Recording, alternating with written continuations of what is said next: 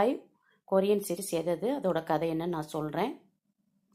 Number 1 love rain தான். நான் 2010ஆம் ஆண்டு வந்தது. ரொம்ப ஜாலியாக இருக்கும்.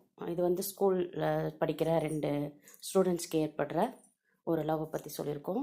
நம்பர் 3 பார்த்தீங்கன்னா பாய்ஸ் ஓவர் ஃப்ளவர்ஸ். ஆனால் இது வந்து ஒரு பெரிய பணக்கார பையனுக்கும் ஒரு பரம ஏழையான ஒரு பொண்ணுக்கும், அதாவது துப்புரவு தொழிலாளின்னு சொல்லுவாங்க, அந்த மாதிரி ஒரு பொண்ணுக்கு இடையில ஏற்படுற ஒரு லவ் ஸ்டோரி. நம்பர் 4 பார்த்தீங்கன்னா my love from the star. இது வந்து பார்த்தீங்கன்னா வேட்டுகிரகவாசி டோமின் ஜூன் 1650ஆம் ஆண்டு வந்திருப்பார் உலகத்துக்கு, பூமிக்கு.